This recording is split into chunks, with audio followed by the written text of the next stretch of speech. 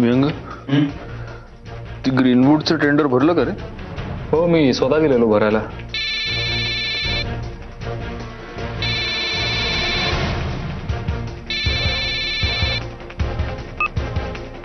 हा इन्स्पेक्टर साहेब बोला. कधी? उद्या? उद्या हो ठीक आहे, येतो ना मी, येतो. हो, दुपारपर्यंत पोहोचतो पुण्याला. ओके सर, या. अरे एनी प्रॉब्लेम? प्रॉब्लेम नाही, तेच आशिषच्या मृत्यूची चौकशी. उद्या मला बोलवलंय पोलीस स्टेशनला त्यांनी. आता हे नवीन उपद्व्याप लागलेत मागे. डोंट वरी, होईल सगळं नीट. हा, फक्त जायच्या आधी आपल्या वकील साहेबांना भेटून घे.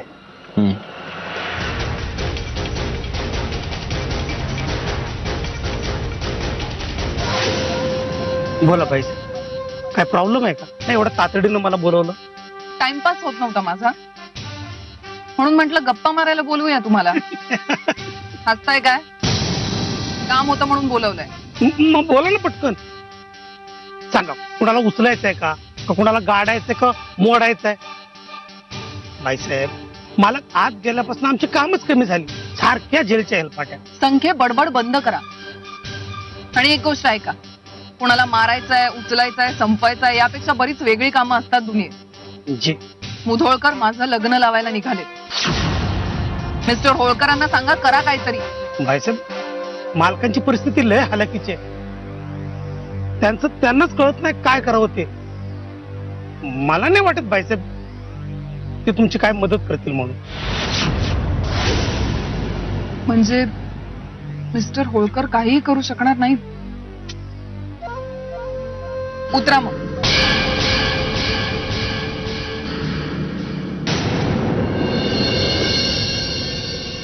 वहिनी, मी काय म्हणते, परतीचा आहेर म्हणून आपण प्रत्येकाला ना चांदीचं नाणं देऊया आणि त्याच्यावर आंबाबाईचा फोटो. कसं? हे चांगलंय. काही काही वेळेला चांगलं सुचतं तुम्हाला. मग बर, ते लिस्टचं काम अर्धवट आहे. भोसले ली, भोसले. देसाई, राणे, पाटील, शिंदे आणि भोसले. भोसले झाले. अगो, ते मिरजेच्या सरुताई, त्यांचं नाव राहिलं ना. लिहिली काय मिरजेच्या सरुताई? नाही, सरुताई लिही आणि पुढे कंसात मिरज असं लिही, म्हणजे ते लक्षात येईल कोणाला पाठवायचं. आणखीन कोणाला? निंबाळकर राहिलेत आपले शाहूपुरीतले. हा, त्या रागवतीलच काकू. नाही तर अगं बाई, आणखी ते कणकवलीचे साटम, हा, त्यांचं आधी नाव घाल. ते पण तसंच लिही, भाई साटम कंसामध्ये कणकवली. हो हो. अगं वहिनी, त्या उचल्यांकडं, पाटलांकडं आणि सुभेदारांकडे सुद्धा आमंत्रण द्यायचं राहिलंच की. मी काय म्हणते, या मंडळींकडे आपण पोस्टाने पत्रिका पाठवूया. आणि नंतर मी स्वतः फोन करते की त्यांना. हे बघ नेत्रा, एक वेगळी यादी कर ज्यांच्याकडे पत्रिका पोस्टाने पाठवायच्या अशांची, त्यांच्यामध्येही नावं टाक. हो हो. अशा पद्धतीने यादी काढत बसलो ना वंच, 2 दिवस लागतील बघा. मला थोड्या थोड्या वेळाने थोडी थोडी नावं आठवतात. विस्मरणच होत चाललंय मला अलीकडे.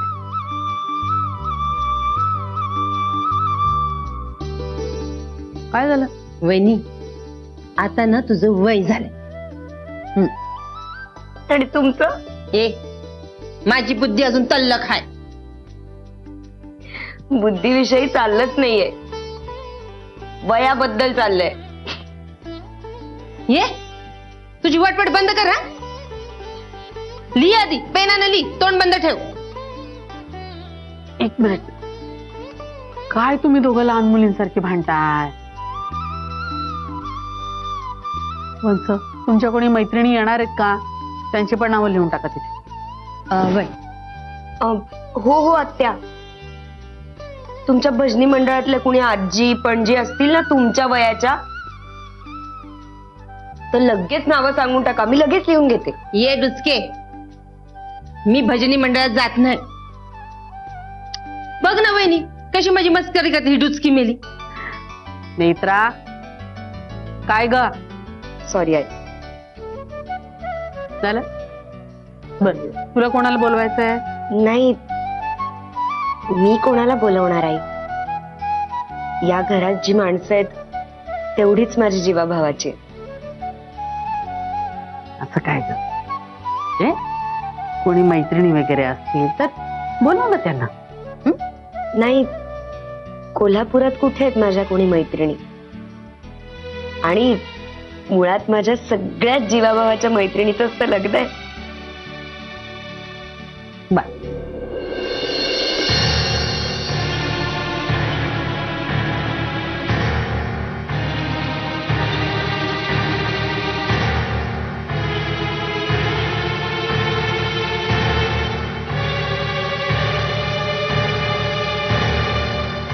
या मुधोळकरांना लोकांपुढे आपली शोभा करून घ्यायचे डोहाळे लागले.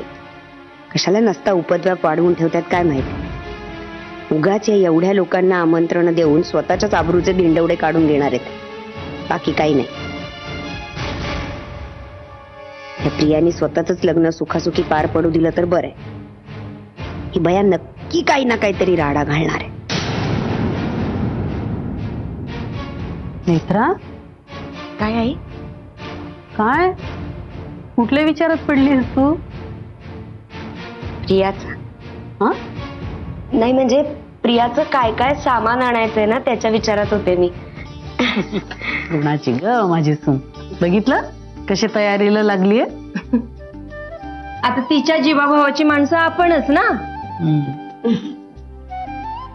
नेत्रा, जा खायला घेऊन ये तुझ्या जीवाभावाच्या माणसांसाठी. अहो आत्या, आणते मी खायला, पण तुमचं तर डाएट चालू आहे ना आणि एक्सरसाइज पण करताय ना तुम्ही. अहो प्रियाच्या लग्नात सुंदर दिसावं म्हणून आत्या एक्सरसाइज करतायत. तुम्ही नाही का म्हणत होता तुमच्या छताचं प्लास्टर पडतंय? अहो आत्या गेल्या होत्या बाजारात. ऐका ना, तर त्यांनी ना एक सीडी आणली आणि त्या सीडी सांगितलं ना गप्पा बस म्हणून. तोंड नका चालू, पेन चालू.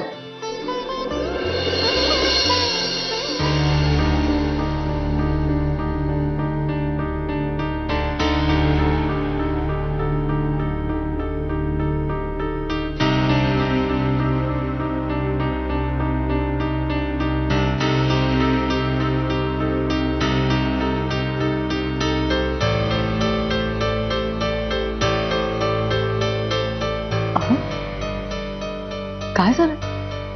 खूप काळजीत दिसताय तुम्ही. पुण्याहून फोन आला होता पोलीस स्टेशन मधून. उद्या बोलवलंय मला चौकशीसाठी.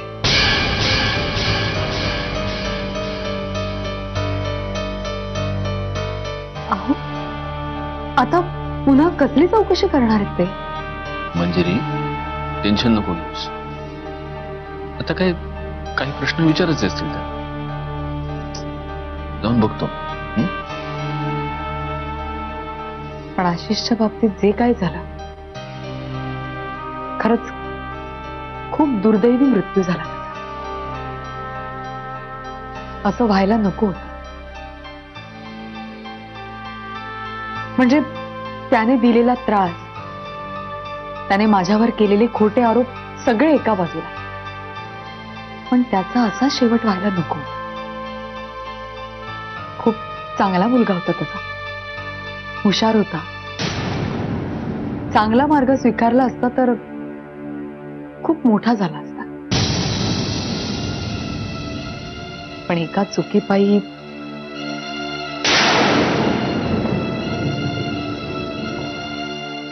I am sorry. I know मी आशिष बद्दल असं बोलायला नको होतं. मी आशिष तुझा मित्र होता, तुला त्याच्याबद्दल असं वाटणं स्वाभाविक आहे. एनिवे, उद्या पुण्याला जाऊन बघतो पोलीस काय म्हणतात ते. मी पण येते. अगं प्रिया, सॉरी मी डिस्टर्ब नाही केलं ना? काही काय, ये ना.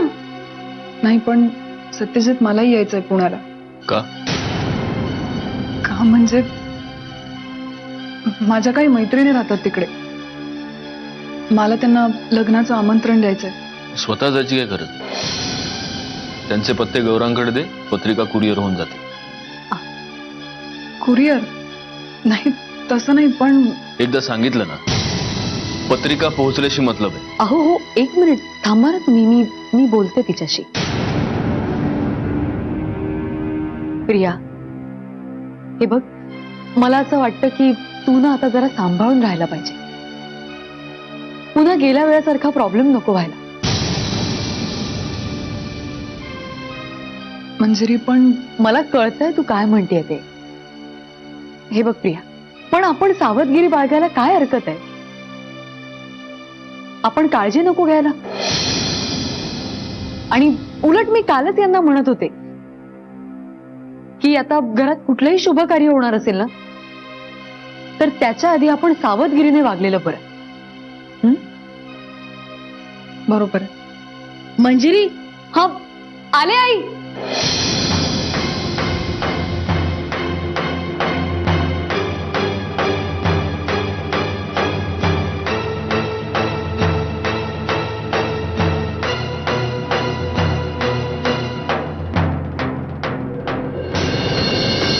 काय आई?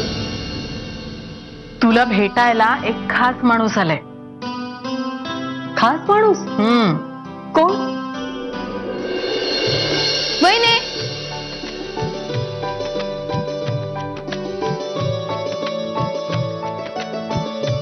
अरे काय, कसा आहेस तू? मॅजाक, तू कशी आहेस? मी मस्त. काय आमची आठवण वगैरे येत नाही वाटतं? लई आठवण येत होती.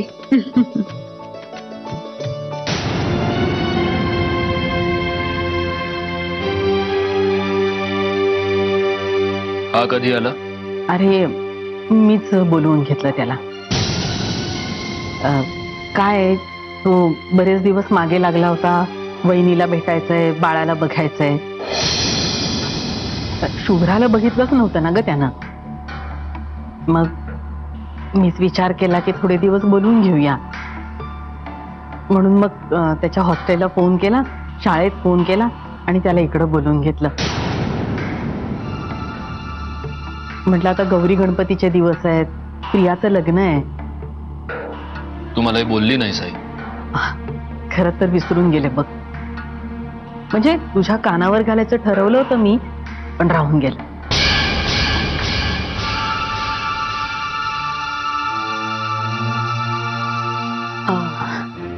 अरे इकडे ना सोन्या. काय हॉस्टेल कसं आहे तुझं? झॅक आहे. आणि मित्र वगैरे झाले की नाही? 4-5 मित्र आहेत, पण मी त्यांच्याशी एवढं बोलत नाही. का रे? ते काहीतरी त्यांचं इंग्लिश चटरपटर बोलत असतात. अरे मग आपणही बोलायचं, आपोआप प्रॅक्टिस होते. मला काय नाही समजत. बरं बरं, मी शिकवेन तुला. हा ते जाऊ दे, पण बा कुठे? मला तिला भेटायचं. अरे हो हो, सावकाश. बाळ इकडे आहे, आमच्या खोलीत. चल. त्याला शुभ्राला हात लावायला देऊ नकोस.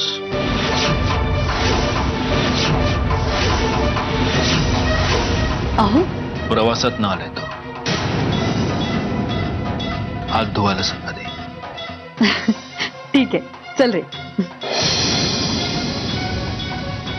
आई थांब.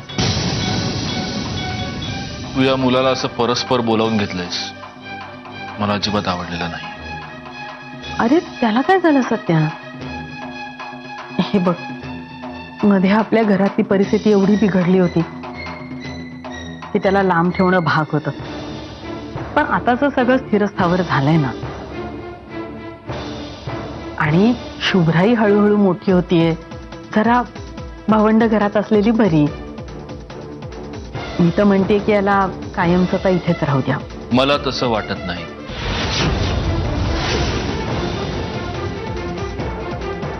आई, आपल्या घरातलं सगळं चांगलं झालंय म्हणून बाहेरच्या माणसांना घरात आणून ठेवणं ते काही बरोबर नाही. सत्या, आज हा मुलगा घरात आलाय, उद्या या मुलाचा बाप या घरात येईल. आणि याच्यापेक्षा जास्त तो नकोय मला इथे. कळतंय ना तुला? त्यामुळे त्याला त्याच्या हॉस्टेलवरच राहू दे. त्यातच त्याचं भलं आहे. 4 दिवसासाठी तू त्याला इथे आणलेस. पाहुणासारखा त्याला घरात ठेव, त्याचं हवं तेवढं कौतुक कर. पण 4 दिवसांनी तो त्याच्या हॉस्टेलवरच परत गेला पाहिजे.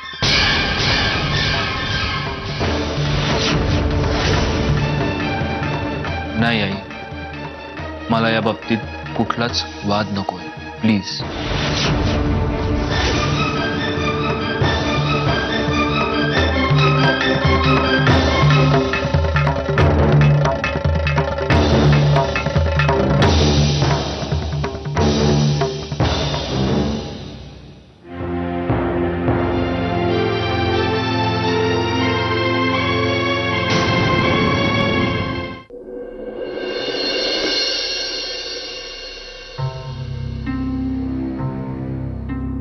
बिझी नसेल तर मला तुझ्याशी बोलायचंय.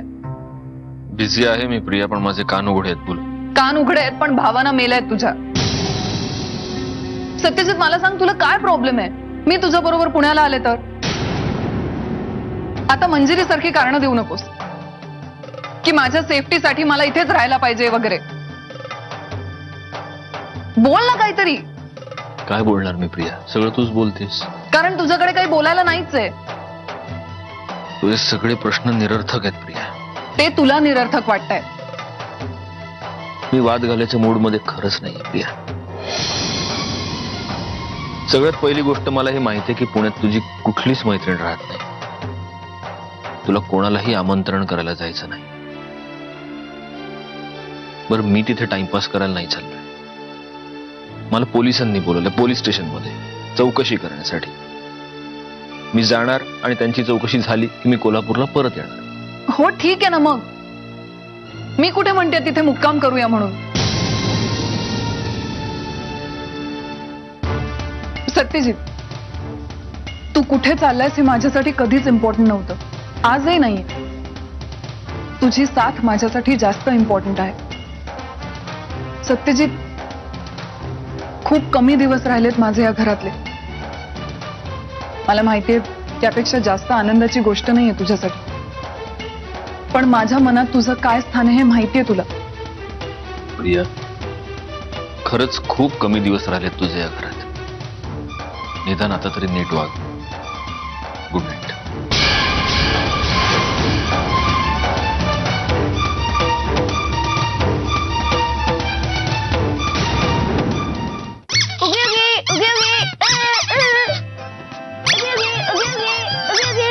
बॉल खेळायचा, बॉल खेळायचा. अरे नाही नाही नाही, बॉल नाही, लहान आहे ना ती अजून. हे बघ याच्यानेच खेळतो. हे घे.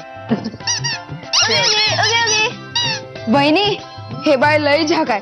मी याच्या संग रोज खेळणार. हो रोज खेळ, पण खेळण्याआधी हात स्वच्छ धुवायचे. ठीक आहे? वय धुत की. हे काय? हे असे नाही, पाण्याने हात स्वच्छ धुवायचे म्हटलं. कळलं? वय अरे बरं बाळा, माझं एक काम कर ना. हे बघ, प्रिया ताईच्या रूम मध्ये ना माझा फोन राहिलाय, तो घेऊन ये. तू आणलास ना की मी तुला चॉकलेट आणून देईन. चॉकलेट कशा पाहिजे? असंच घेऊन येतो ना मी. यात काय एवढं?